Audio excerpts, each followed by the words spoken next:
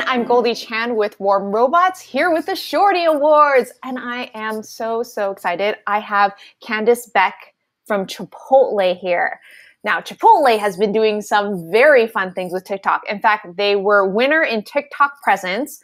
They were gold distinction in consumer brand, and audience honor in consumer brand. And who doesn't love Chipotle? But Candace, I'd love for you to talk about what is Chipotle doing right now in TikTok? Yeah, we have a huge presence on TikTok these days. It has very quickly become one of our top social channels. So in the same way that Instagram, Facebook, Twitter are a huge priority, TikTok is really taking the cake over on our end now. We just recently hosted our hashtag challenge for Cinco de Mayo. So it was the Chipotle Sponsor Me challenge, built on the insight that our customers are always reaching out and asking for a Chipotle sponsorship. So we partnered with Chipotle's #1 superfan, David Dobrik, and hosted this hashtag challenge. We have over 1.2 billion views.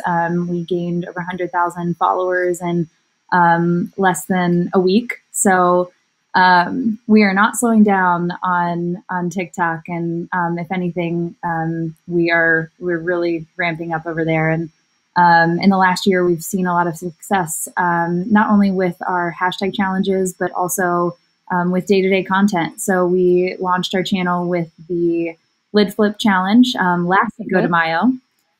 So that came from an insight from one of our restaurant crew members who used his burrito bowl to flip a Chipotle lid, and it like went up and did a bunch of spins and landed on the bowl. It was perfect.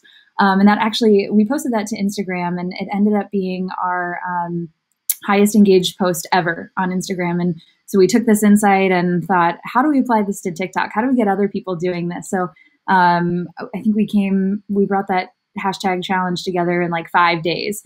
And there were over 100,000 videos submitted, and that was really the start of our campaign. And then doing another challenge around National Avocado Day.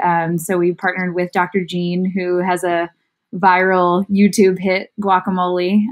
So we had our fans doing their guacamole dance, and it ended up performing really great, even better than the lid flip challenge. And it was the highest performing branded challenge on TikTok in the US ever. So with both of those challenges, we drove huge digital sales and really hit our goal trying to drive digital and delivery awareness with Gen Z. Yes, well, I'd love to jump into what made these campaigns successful. So my first question is, what made your campaign? And let's start with the first campaign, the lid flip challenge. What do you think made that campaign really stand out on TikTok? Yeah, I mean, I think there are a couple of things that go into the success of a campaign. And, the first one is we're always building off of an insight. So when we're planning a campaign, we want to make sure that what we're doing ties back to a Chipotle specific insight in a way that doesn't feel forced. So like I said, for lid flip, we had already posted this video of our crew member, and it was huge. So, the thought was, how do we get other people doing this? And I would say another key factor is partnering with influencers who are already genuine fans of your brand. So people like David Dobrik. And then when we launched on TikTok, we almost opened up a whole new door to influencers. There's this whole new group of people that we hadn't worked with before who are also genuine fans of Chipotle. So we were able to tap a lot of them for our challenges too.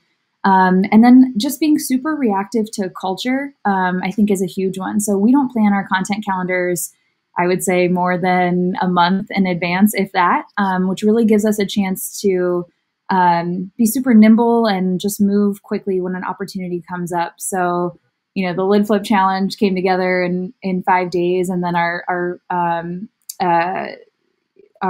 National Guacamole Day, National Avocado Day campaign came together, in just a couple of weeks.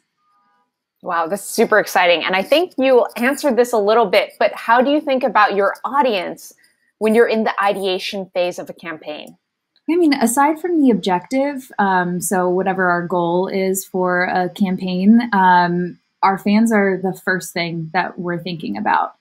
We really look at how they're talking about Chipotle, any new insights, what they're into outside of Chipotle, and then we build our ideas from there. So we just put so much value into the customer journey and really sweat the details.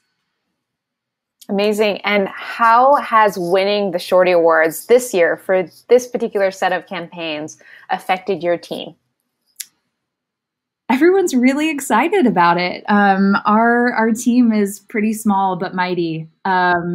So it's a big deal to be up against some pretty big brands. And it was just really nice to celebrate some of those big milestones and just reflect on all the work that went into these campaigns. So we're already thinking about what our next submission is going to be. Well, that's amazing. I love to hear that. In fact, I want to hear about some positive things that you're doing over at Chipotle with your communities during this tough time.